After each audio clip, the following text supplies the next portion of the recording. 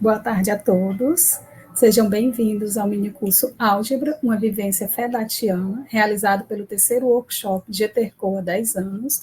Meu nome é Elane Araújo, sou integrante do grupo GETERCOA, sob a liderança da professora doutora Maria José Costa dos Santos e vice-liderança professor doutor Wendel Melo Andrade. E estarei com vocês na tarde de hoje para mediar este minicurso. Nosso grupo celebra hoje 10 anos de história, e para comemorarmos este momento, estamos realizando o terceiro workshop GETERCOA, com um dia repleto de uma programação muito significativa e diversificada, dedicada a promover reflexões, trocas de experiências e aprendizados enriquecedores para todos os participantes, contemplando a consolidação do tripé da universidade: ensino, pesquisa e extensão. O minicurso Álgebra, uma vivência fedatiana, será realizado pelo professor Dr. Antônio Marcelo Araújo Bezerra. O professor Marcelo Bezerra é doutor e mestre em Educação Brasileira pelo Programa de Pós-Graduação em Educação da Universidade Federal do Ceará, professor de Matemática da Rede Estadual do Ceará e do município de Canidé, graduado em Pedagogia pelo Núcleo de Formação do Educador e em Matemática pela Universidade Estadual Vale do Acaraú, com especialização em Ensino da Matemática pela Faculdade Ateneu e Gestão Escolar pela Faculdade Única. Atualmente, exerce atividades nas áreas de formação de professores, gestão administrativa e de planejamento em escolas da rede pública de ensino. Membro do Grupo de Estudos Tecendo Redes Cognitivas de Aprendizagem GETERCOA e do Laboratório Multimeios, ambos vinculados à Faculdade de Educação, FACED-UFC. Orientador da Célula Administrativa Financeira da Superintendência das Escolas de Fortaleza e da Secretaria de Educação do Estado do Ceará, SEDUC. Desde já, em nome do grupo GETERCOA, agradecemos a participação do professor Dr. Marcelo e neste minicurso, diante dessa riqueza acadêmica, este momento de compartilhamento de experiência será uma oportunidade valiosa para todos os participantes, para aprofundarmos conhecimentos e enriquecer nossas práticas pedagógicas. O minicurso terá uma duração de 40 minutos e logo em seguida abriremos para perguntas. Com a palavra, o professor Dr. Marcelo. Olá, pessoal. Boa tarde a todos e a todas. Estão me escutando bem? Hildo, dá um ok aí, Hildo. Tá me escutando bem? Eu digo isso. E perfeito, Nilson. Obrigado. Bem, pessoal, mais uma vez, boa tarde a todos e a todas. Esse é um momento interessante para nós que compomos o grupo GETERCOA, juntamente com vários outros membros vinculados ao grupo, em que nesse momento estamos realizando várias oficinas em tempo real, cada uma tratando de um tema diferente, tá? Que, em específico, vamos tratar sobre a questão do desenvolvimento do pensamento algébrico na perspectiva da sequência FEDAT. Então, nós vamos colocar aqui agora a apresentação, e nessa apresentação nós vamos tratar alguns elementos bem gerais, digamos assim, envolvendo o pensamento algébrico, que, na verdade, o que nós pretendemos? Revelar que a discussão, reflexão sobre o pensamento algébrico não necessariamente envolve o uso de letras como incógnitas ou elementos a serem buscados, encontrados, o famoso X e Y e outras letras do alfabeto. Mas é um conjunto de percepções, de ideias, de generalizações em que o professor permite que o aluno faça isso, por meio de uma série de atividades, várias atividades, e que nós vamos estar discutindo aqui hoje, tá bom? Aí eu trouxe, embora que o tema da oficina se chama Álgebra, uma vivência fedatiana, como, vamos dizer, subtítulo, o que eu queria abordar? As práticas de desenvolvimento do pensamento algébrico na perspectiva fedatiana, ou seja, na perspectiva da sequência FEDAT. Pode passar. Consegue passar?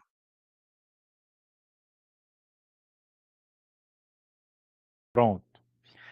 Eu iria começar com os membros que nos acompanham nesse momento através do canal, tanto pelo YouTube como também pela conferência RNP. Eu queria que vocês vissem, né, esse exercício, essa atividade, e eu queria que vocês pontuassem, pode até escrever no chat, são os números próximos dessa sequência. Se você observar, temos o 8, 2, 10, 12, 22, 34, e é para a gente descobrir qual é o próximo número. Qual seria o próximo número? Pode ser são os números próximos.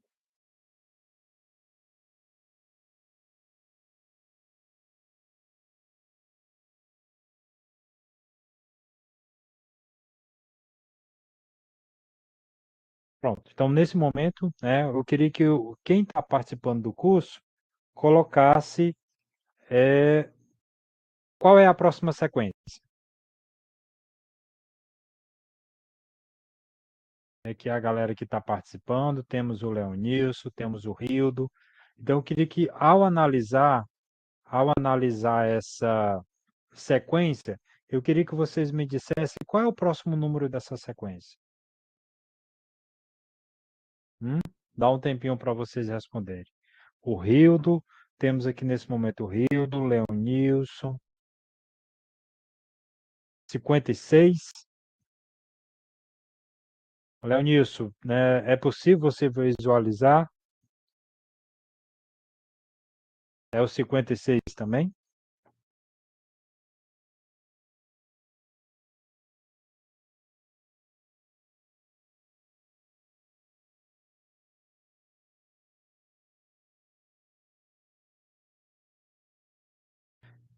Rildo, por que que tu acha que é o 56, Rildo? Pode escrever no chat, né, para mim repassar aqui. Eu Pronto, somei. Leonilson. Pode Eu, falar. eu somei 8, eu estava pensando de outra forma, mas somei 8 mais 2, primeiro com o segundo, 10. Aí 10 mais 12, 22. Aí 22 mais 34, 56. Interessante seu pensamento. E realmente é uma lógica, né, bem coesa. Rildo, o que que você acha, Rildo? É bem interessante mesmo, desenvolver o Interessante. raciocínio lógico, matemático, porque antes eu estava pensando, fazendo 8 menos 6, 2, mais 2, mais 8, 10. Aí 10 Isso. mais 2, 12. Aí já não tinha uma regularidade. Perfeito. Pronto. Você pontuou, né? Ótimo seu exemplo. Na verdade, o seu raciocínio está correto, mas você pontuou uma coisa que eu queria servir de mote exatamente para as nossas próximas discussões. Você falou uma palavra chamada regularidade. Na BNCC, né, o elemento álgebra, a unidade temática álgebra, ela, a, ela, na verdade, ela é destacada como uma própria unidade, que até então ela não tinha um segmento próprio, e assim era agregado na unidade de números, né, em que ela tinha o desenvolvimento do pensamento algébrico, mas não era de forma explícita. Mas tinha-se, na verdade, uma discussão para uma pré-álgebra, né, para um pressuposto para estudo da álgebra, mas não tinha propriamente um estudo voltado para o desenvolvimento da álgebra. Com a BNCC, isso veio a ser modificado, né, tendo como uma unidade temática própria chamada, né, a álgebra. E quando você vai estudar na BNCC essa unidade, você percebe que há alguns conceitos, algumas ideias em que o professor ele pode trabalhar isso independente de qual ano ou série, mas basicamente ano, né? A gente está falando do ensino fundamental, pode trabalhar com alunos. Por quê? Na verdade, o que implica como pressuposto para o desenvolvimento do pensamento algébrico, é o aluno poder compreender, diante de uma sequência ou de um conjunto de figuras, em que tenha como representação uma sequência, ele compreenda uma regularidade, algo que você conseguiu descobrir, né, e que se estabeleça um padrão, e que é perfeitamente compreensível esse padrão. Então, notem, vamos lá, o Hildo descobriu o primeiro, segundo, terceiro, quarto, quinto, sexto, sétimo elemento, tá? Hildo, se fosse para eu descobrir o oitavo elemento, qual o número seria? Agora, deixa eu pensar um pouco aqui.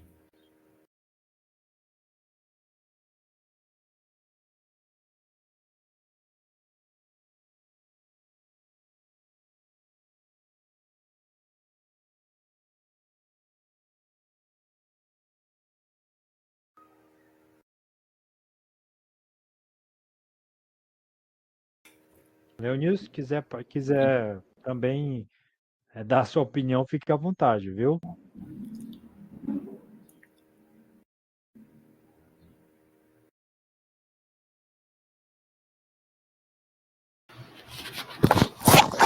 Ok, Marcelo, tá me ouvindo? Estou ouvindo, meu querido, pode falar. Não, pronto, né? Se a gente for seguir a sequência, seria o 22 mais 34, achamos 56. Então seria 34 mais 56, 90. Aí 56 mais 90 seria 146, o oitavo. Seguindo a Perfeito, lógica, perfeito. pronto. Ou seja, você é capaz, né, como também, com certeza o Hildo também é capaz, de você descobrir o número porque nós estabelecemos um padrão, compreendemos esse padrão, e diante dessa, vamos chamar de regra, diante dessa regra estabelecida em que você pega o número anterior, multiplica com o posterior, e assim tem o próximo número, então, você consegue fazer inferência, você consegue, digamos assim, generalizar a tal ponto de que você consiga descobrir qual é o próximo número. Essa capacidade de você fazer essa generalização, por mais que seja simples, depois que você descobre, é um dos elementos principais que compõe a constituição, na verdade, os passos iniciais para o processo de desenvolvimento do pensamento algébrico. Isso é que é interessante, tá? Ou seja, o pensamento algébrico, em princípio, ele parte basicamente do professor propor aos alunos uma variedade das mais simples, às mais complicadas, das mais difíceis, em que o aluno consiga estabelecer essas relações, fazer essa generalização por modo, né, seja descobrindo o próximo número, como também um padrão, mas acima de tudo fazendo essa generalização, tá? Então, esse, digamos assim, é o motor básico para se compreender o processo de desenvolvimento algébrico. A Marcelo, capacidade de generalizar. Pode falar. não, pronto, é seguindo esse seu raciocínio, essa sequência numérica, seria a questão dos níveis das etapas docentes da sequência FEDAT. Seria a questão da vivência, que seria a tomada de posição, seria esse primeiro passo para poder seguir essa sequência lógica. Perfeito. Essa sua pergunta é interessante porque seria o próximo elemento que eu iria abordar, tá? Mas foi ótimo você ter abordado esse exemplo, porque voltando para as lentes da sequência FEDAT, o que é que você observa? O professor ele coloca a situação para os alunos e não, né? E não simplesmente ele, ó, tá aqui, tem essa sequência aqui, eu quero que vocês descubram um número para mim. Passado um determinado momento, o professor ele poderia, ninguém encontrou a resposta, pois eu vou dizer, a resposta é 56, é 56 por isso, porque eu pego 22 e somo com 34. Na verdade, o que foi que nós fizemos? Eu propus a situação para vocês, pedi para que a gente refletisse. Claro que, como nós estamos num ambiente síncrono, essa condição de trabalhar em grupo fica mais complicada, mas estando nós numa sala de aula, o que é que eu estaria fazendo?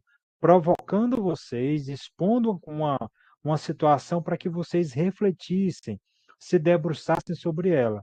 Essa situação, essa sequência, a gente pode fazer uma, pode não, é uma analogia como se fosse a minha tomada de posição, em que eu expus a questão para vocês e vocês começaram a pensar. Quando vocês estavam quebrando a cabeça, vamos dizer assim, é o que a gente chama da maturação na sequência FEDAT. Você estava fazendo, né, conjecturas, levantando possibilidades. Não, se eu pegar o 8, tirar o 2, 8 menos 2 não dá 10, então não é essa. Tá? Enfim, você estava pensando sobre isso. É nesse processo que a gente chama de maturação. E aí foi que vocês vão me dando as respostas, vocês vão me dando os retornos. Professor, eu acho que é 56. Vai ter outro aluno que vai dizer, não, eu acho que é 90. Ou outro vai dizer, professor, eu não consegui encontrar. Esse é o momento da, da solução, tá? Da solução, em que os alunos expõem as situações, desculpe, as respostas para que a gente ainda continue esse debate. E, por fim, a gente faz a generalização, que foi o que eu fiz agora há pouco, né? De modo que se compreenda que nessa atividade ela é um dos elementos, digamos assim, básicos para se desenvolver o pensamento algébrico. E detalhe, aqui, se vocês perceberam, em nenhum momento apareceu letra, encontre o X, encontre o Y e tal. É isso que também o professor deve atentar. Trabalhar o pensamento algébrico não significa já no primeiro contato o professor já ir apresentando as letras, né, as incógnitas, os elementos de uma equação do primeiro grau, do segundo grau, que é exatamente normalmente onde aparecem essa questão das letras e tal, tá? Tem que ter muito cuidado com isso. Tá? Então, a gente vai passar agora para o segundo slide. Ô, Hildo, pode falar. Interessante, professor, Hildo? que... Alô, hoje está me ouvindo? Estou ouvindo, pode falar. É interessante. O senhor poderia voltar novamente à sequência? Tá? Posso. Na verdade, pode falar. Pronto, voltamos. É interessante que a gente tentando comparar o 8 com o 10, com o 22, né? Tentando estabelecer um padrão, e o 2 com o 1234 não vamos encontrar, né? Porque eles estão relacionados e Exatamente. uma sequência recursiva, né? É Isso, interessante. exatamente. Recursivo, ou seja, para você compreender o número que vem a posterior, você utiliza o anterior ao número exatamente para descobrir ele. Ou seja, você só consegue achar o 10 se você tiver a informação do 8 e do 2, e assim, né, sequencialmente. Boa observação essa sua. Entendeu? Tá? Podemos passar? Sim, Pronto. Vamos lá. Essa daqui é uma outra atividade, né, que eu acho muito interessante, que claro que a gente não vai responder toda ela, mas esse aqui é o famoso jogo, né, Sudoku, ou também outros conhecem como Sudoku, né, que é uma atividade em que você é provocado a completar, no caso aí, completar o retângulo com 6 números. E nessa ação de completar com 6 números, há uma regra de que, tanto dentro desses retângulos maiores, não sei se é possível estabelecer aqui uma caneta, não, tenho não. Esses retângulos maiores, como também cada linha, tanto na horizontal como na vertical, não pode ter números repetidos. Esse é o princípio do Sudoku.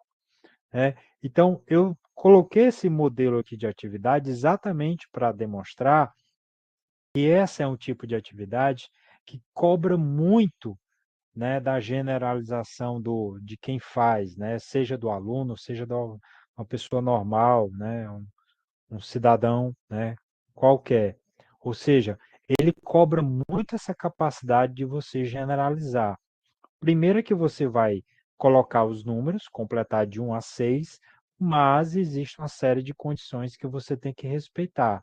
Não pode ter números que se repetem dentro do retângulo, bem como seja nas linhas verticais como nas horizontais. Esse é outro tipo de atividade, a exemplo de tantos outros que existem, mas eu trouxe esse apenas para título de exemplificação, de que tudo que eu faço nesse sentido, em que eu permita a inferência do aluno, que ele possa compreender, deduzir, inferir sobre um determinado valor desconhecido, eu estou trabalhando de forma implícita o desenvolvimento do pensamento algébrico. Porque, na verdade, o pensamento algébrico, né, quando entra no seu âmago, né, no seu ápice, que é o quê?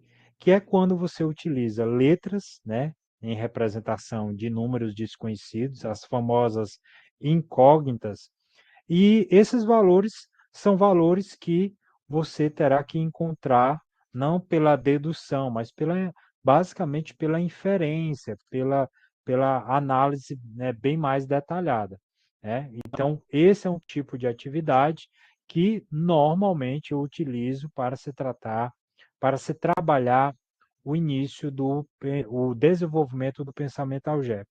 Muita gente me pergunta, antes de passar para a próxima slide, muita gente me pergunta assim: ah, mas seria possível tratar o desenvolvimento do pensamento algébrico na educação infantil, por exemplo, em que lá eu trato com crianças de 3 a 5 anos, né, talvez até menos? Seria possível, né? Então eu digo que sim, perfeitamente possível. Ah, mas nesse momento a criança ela ela não conhece as letras, como também não conhece os números. Tudo bem. Isso não significa que o professor não possa utilizar de outros elementos, normalmente elementos esses de forma concreta, né, que ele possa manipular, exatamente para também desenvolver o mesmo raciocínio ou as mesmas questões que nós estamos desenvolvendo aqui com essas atividades. Tito, exemplo, exatamente, eu já ia pontuar sequências figurativas. Um exemplo, você tem uma sequência em que eu tenho uma cenoura, um coelho e eu vou falar, não, um exemplo, um triângulo, uma bola, um quadrado. Triângulo, bola, quadrado. Triângulo, bola e quadrado. Triângulo, o que que vem depois? Então, eles conseguem perfeitamente resolver esse tipo de atividade. Na verdade, esse tipo de atividade ele é bem comum nas tarefas em volta da educação infantil. Embora que muitos professores, às vezes, não sabem o porquê é que o aluno está trabalhando aquilo. Exatamente para poder desenvolver a capacidade intuitiva do aluno em poder fazer inferências, tá? E você pode, né, digamos assim, deixando mais difícil, tornando esse grau de inferência, esse grau de generalização bem mais alto. Exemplo, triângulo, quadrado e círculo. Então você deixa outro espaço do triângulo quadrado e círculo em branco e já coloca outro triângulo quadrado e círculo. E aí você deixa duas sequências em branco para ele descobrir a terceira ou quais será que sendo postas em branco. Enfim, isso tudo para demonstrar que é possível, sim, o professor trabalhar, né, com educação infantil, na verdade, em qualquer ano do ensino fundamental, o desenvolvimento o ensino do pensamento algébrico. Eu já antecipo dizendo aqui que o grande problema dos professores é achar que, quando se trata de desenvolver o pensamento algébrico, necessariamente já tem que ter letra no meio, já tem que ter as famosas incógnitas, e não é verdade, tá? Há uma série de condições em que no antigo documento, antes da BNCC, eles utilizavam como o termo desenvolvimento de uma pré-álgebra, que na verdade tem como ser tratada essa álgebra, só que não necessariamente envolvendo letras como incógnitas, tá bom? Pode passar a próxima. Bem, essa daí é uma outra sequência, ó, né? Que qual é o número que deve ocupar o topo da pirâmide, tá?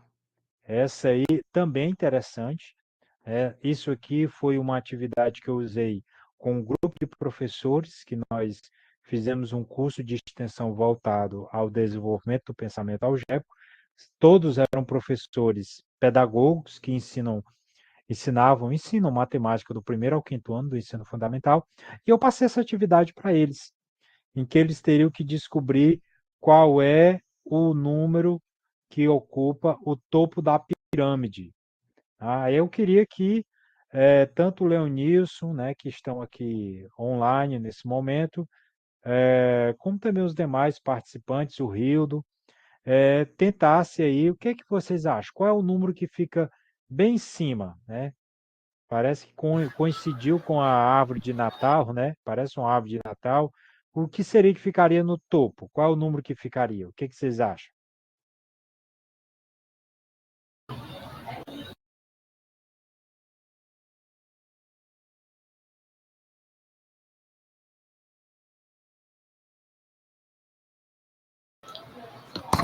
Marcelo, Oi, Leonilson.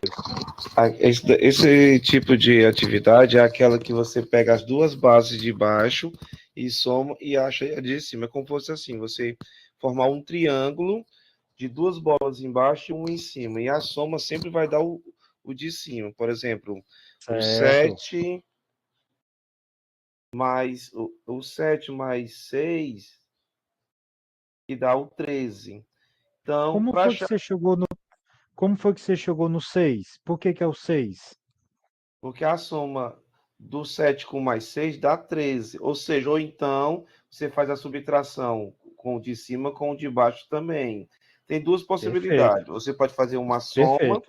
procurar o número somado com 7, que dá 13, que pode também acontecer dessa maneira, ou então pega o 13 e subtrai com o 7, que você acha o número da base. Então, usando esse raciocínio, talvez o aluno ele consiga entender, por exemplo, do 9. Para achar o 9, o que que eu fiz? Eu somei 4 mais 5, achei o 9. Ou então eu posso dizer, se eu pegar o 9 e subtrair com 5, eu acho o 4. Ou se eu pegar o 9, então, aí qual seria o próximo número do lado do 9 para eu poder achar o de cima? Eu tenho que achar os dois lados do triângulo menores para até chegar no topo do triângulo maior. Eu não sei, poderia ser uma vivência para poder o aluno entender como é que se faz essa sequência. Então, Perfeito. acho que dessa maneira. Para não Então só vamos lá. achar, assim, para não dizer só a resposta lá de cima, então a gente poderia, não sei, pela questão da áudio, a gente poderia, primeiro, dar os passo a passo, dicas de como ele achar, ou então a gente pede para ele fazer sem dica nenhuma. O que eu acho, viu, Lenilson? Que eu acho não, que eu defendo é que você não dê dica nenhuma. Que, na verdade, digamos assim, a riqueza do processo está exatamente em permitir que o aluno, ele mesmo, elabore a estratégia dele para se chegar ao resultado. E isso é muito interessante, porque às vezes a forma como você resolve é uma forma diferente do que o Rildo resolve. Embora que vocês tenham chegado no mesmo resultado, às vezes são formas diferentes, e isso é que é bacana. E não simplesmente porque, às vezes, quando eu dou uma dica, quando eu dou um possível caminho, o aluno pode entender que aquele será ou é o melhor caminho a ser seguido, tá? Então, coloca a atividade e como você mesmo falou, eu posso. Então, espera ainda. Então, quer dizer que se eu pegar o 7 mais o 6, eu vou ter o 13. Então, você descobriu 6 sem necessariamente pegar o 13 e subtrair o 7, que seria uma outra alternativa, tá? Mas você fez essa inferência. E o que é interessante, 13 para 22, né? O 13, logo acima está o 22. Então, seguindo o princípio da subtração, 13 ou 22 menos 13 daria quanto? 22 menos 13, para a gente chegar ao do lado do 13. Daria quanto? Hein, Leonilson? 8, né? 8. Então ficaria o 8 do lado do 13.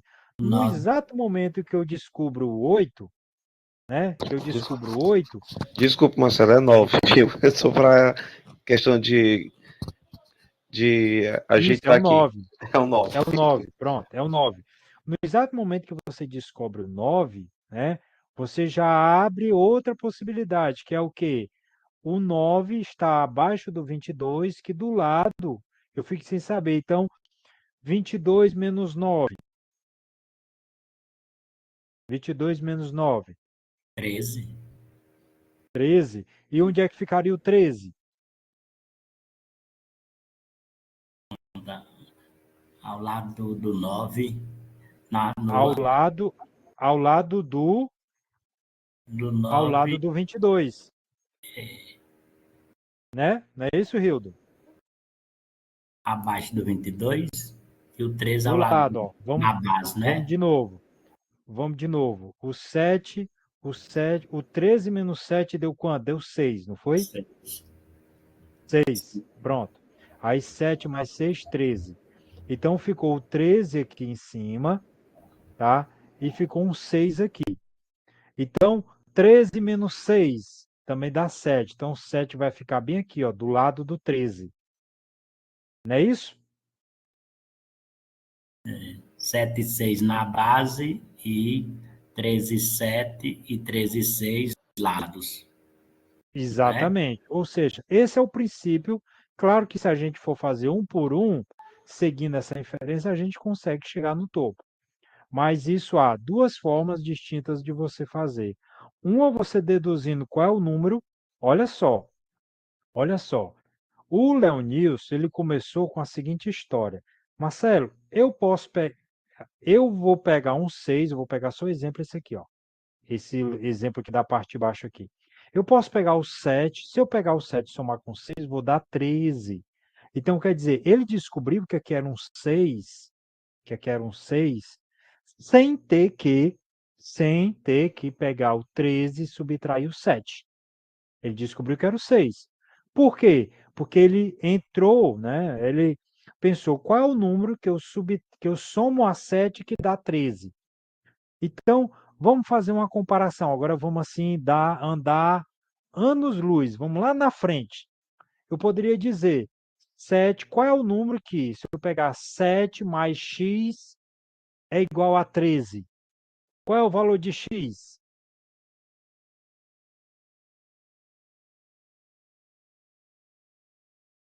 Entendeu, Rildo? 6, Entendeu? Entendeu, Rildo? Entendeu, Leonilson? sim. Tá Sim, sim, entendendo? sim. Entendeu? Então, assim, é o mesmo princípio. Só que até aqui, essa nossa conversazinha aqui bacana, em nenhum momento a gente utilizou esse negócio de X e de Y, entendeu?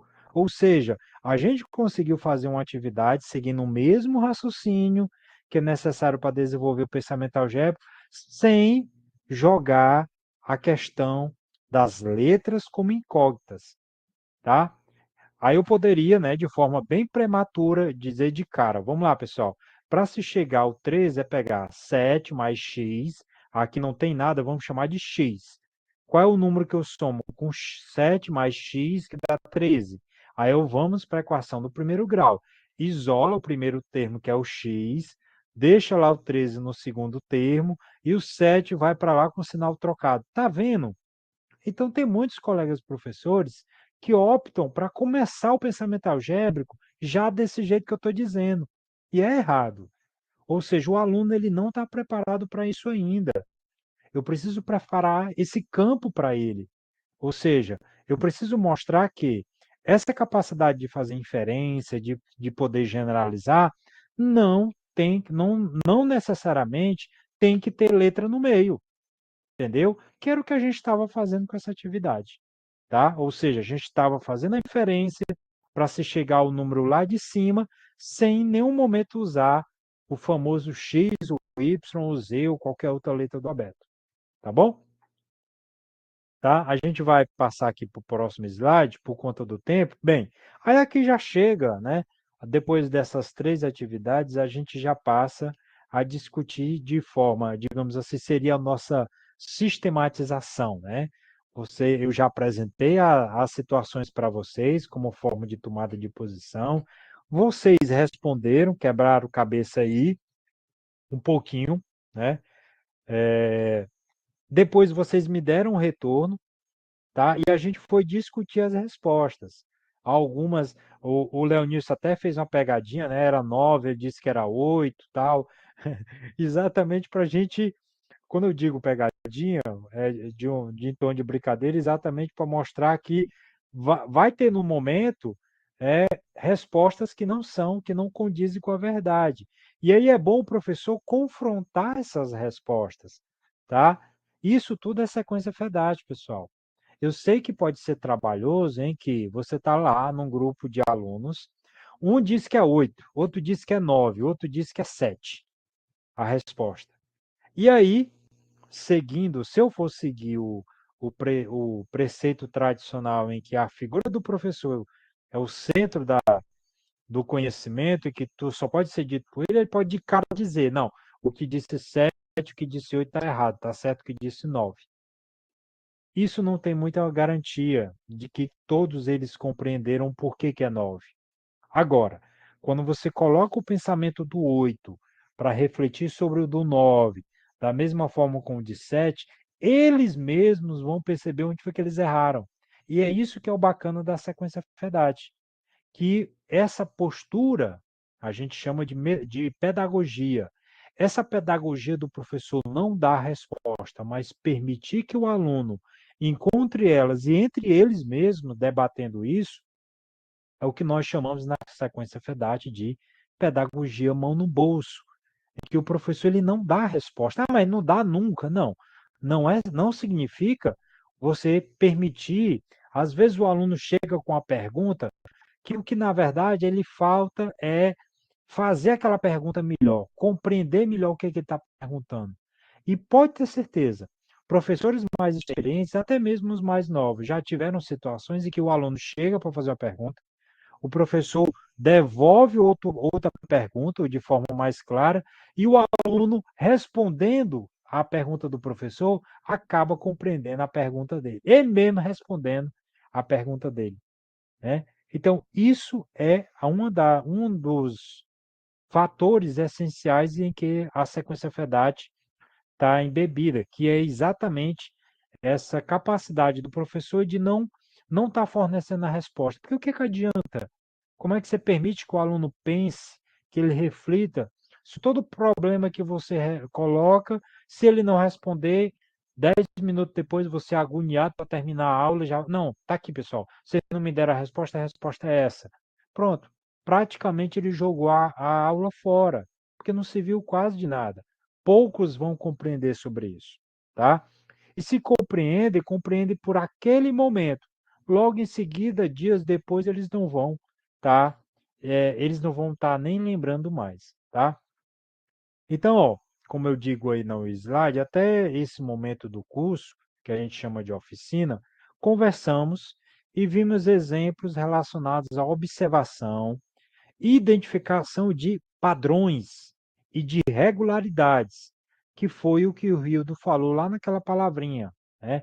Envolvendo números e operações, tá? Estudamos também sobre a principal diferença entre a aritmética e a álgebra. Na verdade, nós não falamos, né? O que seria essa diferença entre a aritmética e a álgebra? A aritmética é exatamente o trato envolvendo, basicamente, números e suas grandezas, ou seja, operações.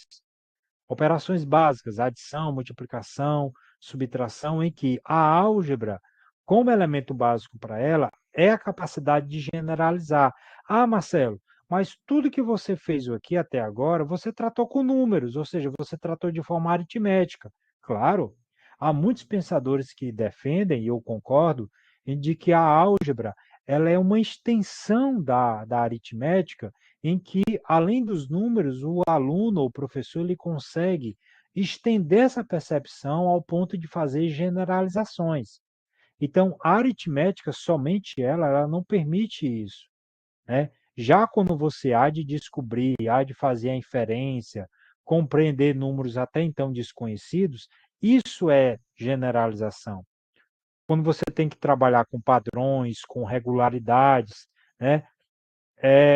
Exatamente. Perfeito, Rio. Da álgebra seria uma aritmética generalizada, tá? Perfeito, né? É um conceito bem compreensível, que normalmente é o que eu trabalho, né, com os meus alunos, com os meus orientandos, né? Que é exatamente essa extensão necessária e compreensível que o professor deve ter, tá? Vamos lá. Aqui já tem um link da frequência, tá bom? Eu vou aqui copiar o link da frequência aqui para vocês, tá? Deixa eu só pegar aqui, tá? Só um instantinho. Tu tem? Tu consegue postar lá, Vitória? Pronto. A Vitória, nossa colega aqui, ela vai postar a frequência para vocês, tá bom? Pronto, já acabou de postar aí, tá? Bem, a aritmética e a álgebra não são conhecimentos separados, seguindo essa linha de que a aritmética é a álgebra é uma aritmética generalizada, em que eu pontuo. A álgebra é uma linguagem da matemática usada para expressar fatos reais, mas que utiliza todos os símbolos e todas as operações da aritmética e as propriedades de cada uma delas. A única diferença é que a álgebra, as letras são incluídas como símbolos para representar um valor numérico qualquer, tá? Aí tem um exemplo. Observe que na linguagem algébrica podemos escrever que 2 mais x é igual a x mais 2, né? Essa é uma propriedade matemática, porque está sendo utilizada a famosa propriedade comutativa da adição na qual x representa um número qualquer. Então, se o aluno desconhece essa propriedade da adição, ele com certeza vai ter dificuldade de compreender essa igualdade mais na frente. Ou seja, é esse princípio aqui da igualdade que os alunos têm que compreender desde cedo, que é exatamente para eles entenderem quando chegar lá nas equações, em que simplesmente o professor não colocar para eles, ó, pessoal, está aqui, tudo que fica à esquerda da igualdade é o primeiro membro, e tudo que fica à direita é o segundo membro. O que você tem é que colocar membro, cada um no seu lugar. O que é letra fica do lado e o que é número vai para o outro. Tá? Não é somente isso. Isso é uma definição muito rala, muito superficial. É mais uma definição para se compreender aquela regra da solução de uma equação, mas não diz de fato o que significa a igualdade, tá? Então, não explica isso para o aluno. Então, ó, isso significa que o pensamento algébrico, nas séries iniciais, amplia a aritmética para além da capacidade de calcular, de modo que se alcançar um entendimento mais aprofundado da estrutura matemática dos números e operações. Tá certo? Então, esse elemento, a exemplo o símbolo da igualdade, ele tem, né, esse poder de não ser simplesmente um separador do primeiro e segundo membro, mas um elemento que representa proporcionalidade. No caso, representa a mesma quantidade em que um elemento, né, ele é proporcional ou ele é igual, né, em proporção do que o outro. Por isso que muitos professores utilizam, na hora que está tentando explicar a equação do segundo grau, do primeiro grau, o elemento da balança. Né? Por quê? Porque exatamente o símbolo de igualdade funciona como um equilíbrio entre as duas partes. Tá? Por isso que tem que se melhor trabalhar essa questão da igualdade. Então, as habilidades relacionadas à solução de problemas aritméticos, modelando pelas operações, de generalizar e de deduzir, permitirão aos alunos que a passagem da aritmética para a álgebra formal aconteça com mais naturalidade. Então, quando se passa a trabalhar isso,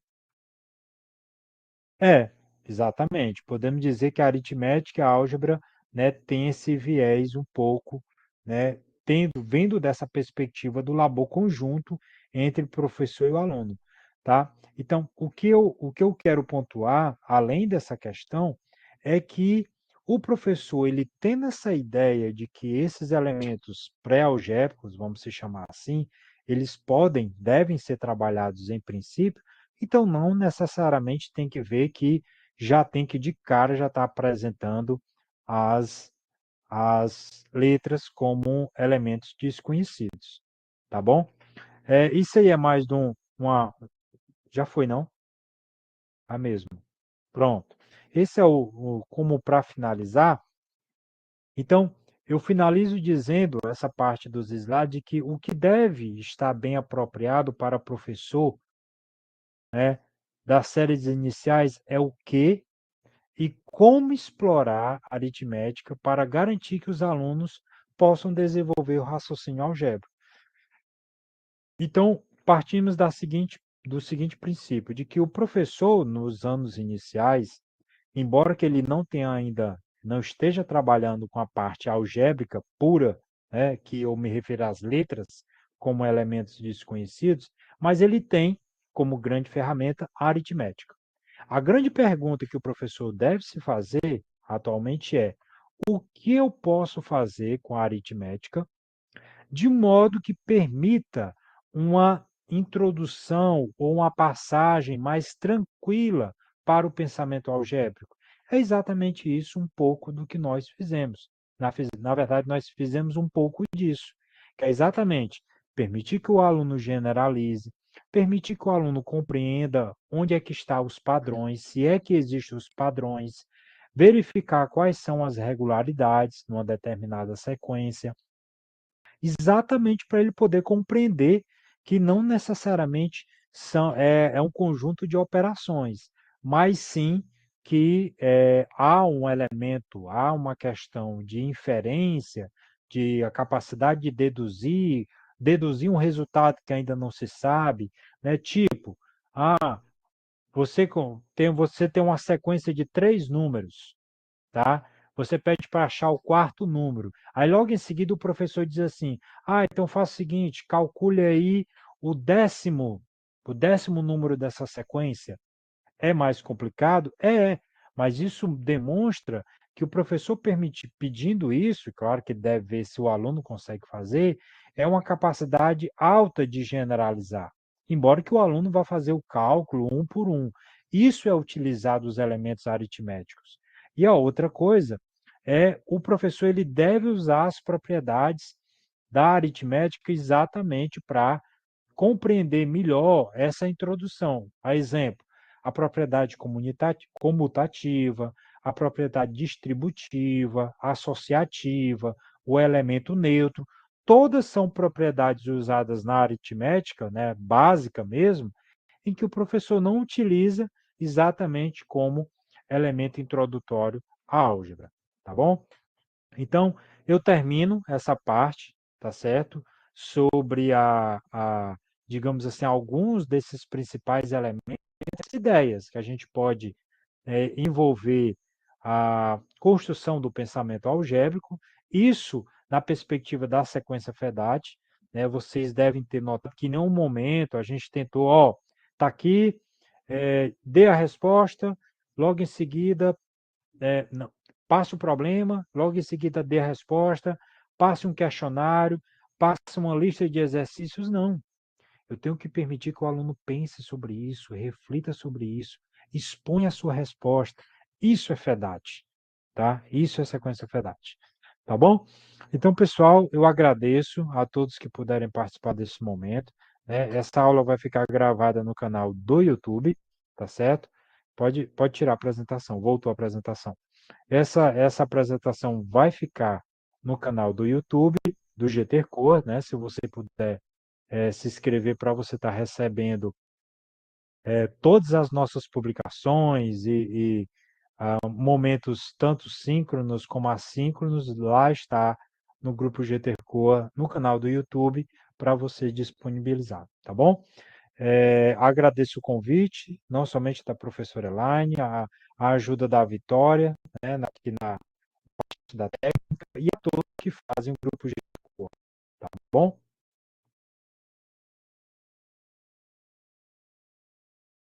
Obrigada, professor Marcelo, por suas contribuições na tarde de hoje. E vamos abrir agora o nosso bloco para perguntas. Nossos participantes podem enviar de forma oralmente, né, ou pelo nosso chat. Fiquem à vontade.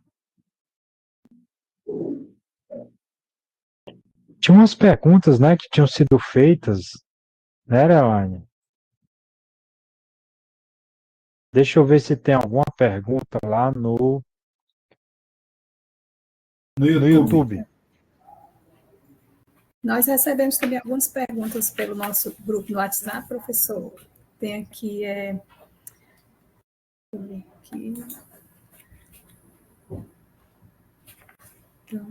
de que forma, né, a sequência FEDAT ela incentiva a autonomia dos alunos na resolução de problemas algébricos. O senhor já falou várias vezes, mas assim, de forma mais pontual, né? O senhor poderia pontuar alguns pontos? Elane, a ligação não, perdão, o teu áudio cortou, o meu áudio cortou, na verdade. Repete para mim, por favor. Nós temos algumas perguntas também chegando aqui pelo nosso WhatsApp, no grupo, e para o senhor pontuar de que forma a sequência FEDAT ela incentiva a autonomia dos alunos na resolução de problemas algébricos. Pronto.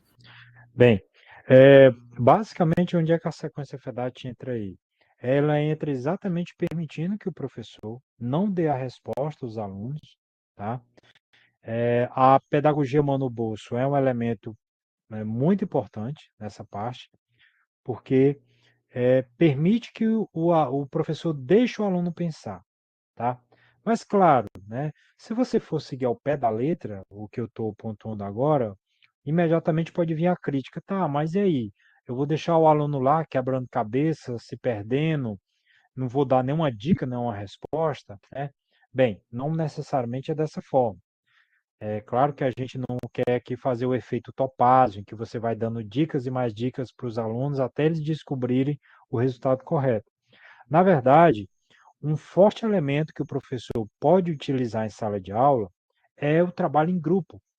Essa ideia permite que eles próprios, os alunos, eles ao trocarem ideias, suas perguntas e suas respostas são automaticamente compartilhadas, em que ali já se crie, já se construa o conhecimento.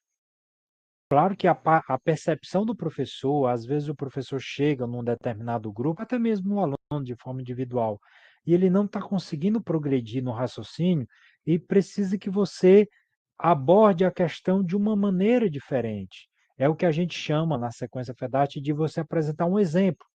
Às vezes você dá um exemplo para melhor ilustrar o que você quer dizer, para o aluno poder compreender aquele conceito que ele está com dificuldade.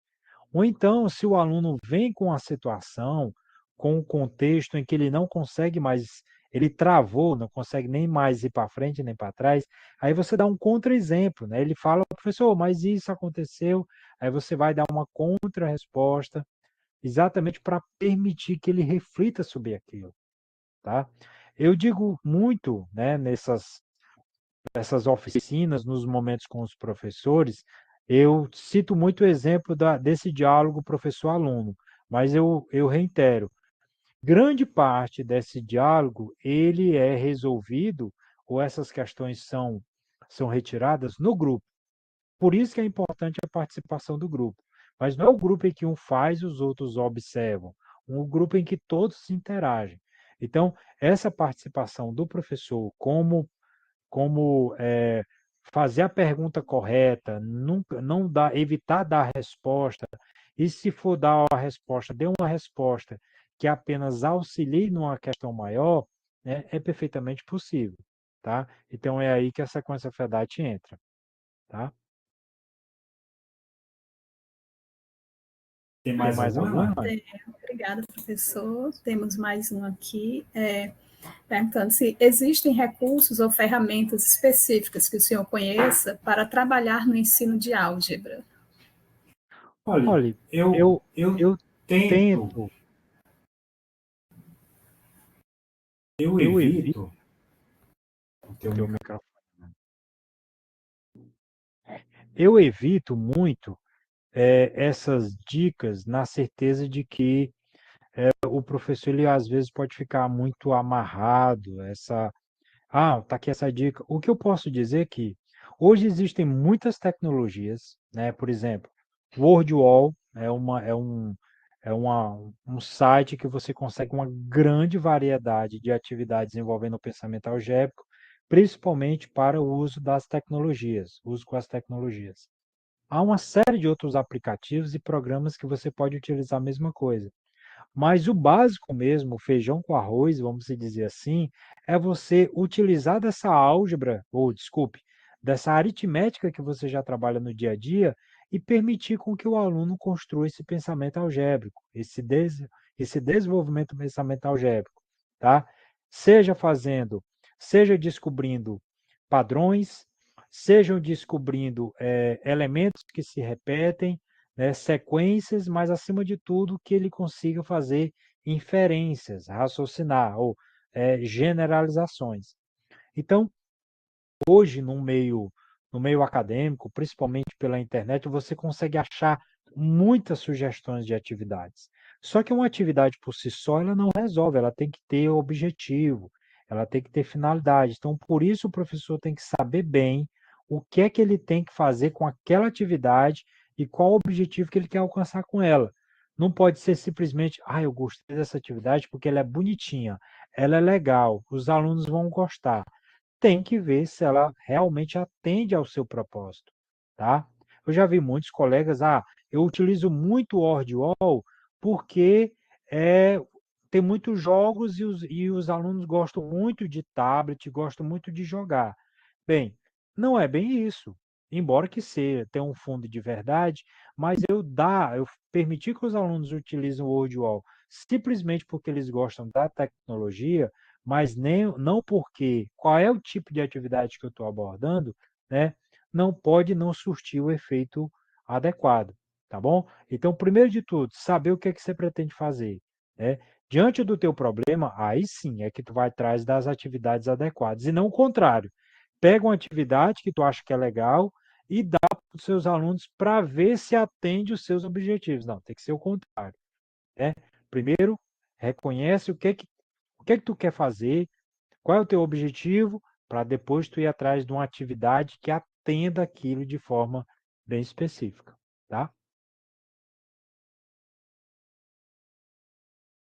Ok? Mas Mais alguma agora, coisa? Temos aqui acho que a última, né, até por conta do nosso tempo, assim, como o senhor já trabalha com a sequência FEDAT nas suas aulas, né, qual o impacto que o senhor percebe em trabalhar com a metodologia sequência FEDAT em comparação com os métodos tradicionais? Excelente pergunta, né? Essa pergunta ela é muito provocativa porque eu me lembro, quando todas as pessoas que me fazem essa pergunta, eu me lembro do quando eu comecei a utilizar a sequência FEDAT como prática de ensino, de mediação com os meus alunos, e era muito difícil, porque os alunos, poxa, o professor não dá mais a resposta, a gente vai atrás dele com a pergunta, ele manda duas perguntas para a gente, nunca diz se está certo, se está errado, foi muito difícil em princípio. E outro que o planejamento que eu estava habituado a fazer, o planejamento da escola, era bem diferente da estrutura de uma sessão didática em que trabalhamos na sequência FEDAT.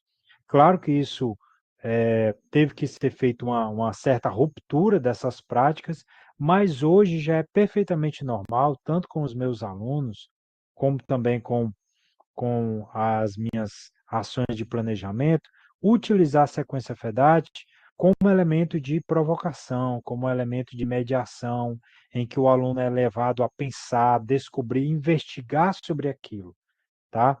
Então, é até meio esquisito para mim, né? Eu não vou dizer que eu nunca mais fiz isso, mas é até muito esquisito para mim como eu parto quando eu estou num momento, seja de aula, aquele momento em que eu dou a pergunta, eu faço a pergunta e minutos depois eu já dou a resposta, né? Eu já me sinto muito inseguro em estar fazendo isso, principalmente porque eu sei que não vai ter o resultado adequado, o resultado que eu quero. Então, a sequência FEDAT, ela me proporcionou essa abertura maior para a condição barra possibilidade que os alunos têm de serem sujeitos mais ativos, sujeitos mais participativos, que não esperam as respostas prontas e que têm capacidade de refletir e encontrar a solução de um determinado problema sem o professor ter que dizer como é que faz aquilo. eles mesmos descobrem. E isso é muito bacana na sequência FEDAT. Isso é muito bom, tá? Dá um certo trabalho no início, mas com o tempo você fica, digamos assim, craque nessas práticas da sequência FEDAT. Tá certo? Ok, obrigada, professor. Vamos agora nos encaminhando, né, para o encerramento do nosso mini curso. Quero passar a palavra para o senhor, né, para fazer as considerações finais. Olha, eu que agradeço, tá? Eu acho que é um momento ímpar, esse momento que nós estamos passando, vivenciando, né? Hoje, particularmente, estamos aqui no terceiro workshop do grupo Tecendo Redes Cognitivas de Aprendizagem, o GTRCOA, grupo vinculado à Universidade Federal do Ceará, em que nos encontramos na Faculdade de Educação, e já temos aí 10 anos, né, eu não estou há 10 anos nele, né, mas o grupo já possui mais de 10 anos de atuação, tanto na promoção de reflexões do ensino, e como também, né, tem a possibilidade de permitir trabalhos e pesquisas, sejam, né, de alunos de cursos de graduação, de professores da rede pública, né, tanto a privada, mas basicamente professores da rede pública, seja no ensino fundamental, como no ensino médio, como também pesquisadores a nível de mestrado, doutorado e pós-doutorado. Então, essa grande variedade de pessoas, de cabeças pensando ao mesmo tempo em prol da educação, tem gerado riquíssimos produtos sobre o Grupo GTCOA, em que se resumem em vários livros publicados, centenas de artigos publicados em revistas e periódicos de circulação nacional e internacional. Isso tem demonstrado o quanto o GTCOA tem tido bons resultados e está no rumo certo em se tratando da pesquisa e da formação de professores. Então, eu só tenho a agradecer a todos que estiveram presentes até o momento. Daqui a pouco a gente vai ter um outro momento com a finalização do workshop, né, no laboratório, da faculdade, perdão, no auditório da Faculdade de Educação, em que a gente vai estar finalizando as ações do dia, tá? De qualquer modo, eu agradeço a todos aqui que estiveram presentes, a Vitória, a Elane e todos os que fazem o grupo GTCOA. Obrigada, novamente agradecendo aí a participação do professor Marcelo, né, por abrilhantar esse nosso evento. Agradecer também a participação de todos que estiveram aqui presentes, né? Convido também, né, a vocês a seguirem as nossas redes sociais, tanto no Instagram quanto no Facebook, né, GTRCOA, e o nosso canal no YouTube, GTRCOA, tá? Quero também convidá-los, né, como o professor Marcelo já citou, né, para participar da nossa mesa temática 2, que tem como tema elos entre o currículo e a avaliação no campo da educação matemática, em que teremos como convidados a professora doutora Maria José Costa dos Santos, o professor doutor Wendel Melo de Andrade e o professor Rodolfo Sena Penha. Né? E teremos também, né, para encerramento, já às 17 horas, uma apresentação musical com a professora doutora Ana Cléria Rocha, né? E para finalizarmos esse dia histórico, às 17h30, teremos o lançamento dos e-books da coleção GTRCOA 10 anos, né? Então, será um momento, assim, único, né? E histórico mesmo para o nosso grupo. Então, todos convidados, né? Para a apresentação para o lançamento desse e-book, contaremos com a professora doutora Maria José Costa dos Santos, o professor aqui convidado, né, Antônio Marcelo Araújo Bezerra, doutora Gleciane Coelho Freitas Batista Prata e o professor Wendel Melo Andrade. Né? Então, agradeço a todos a participação, tenham todos um excelente dia e um ótimo evento. Obrigada.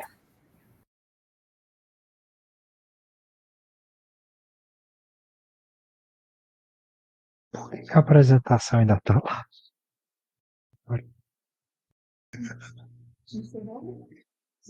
Não, vai ter um delay, viu? Tem um delay. Ó, tu ainda tá falando. Mas aqui eu vou me encerrar, né?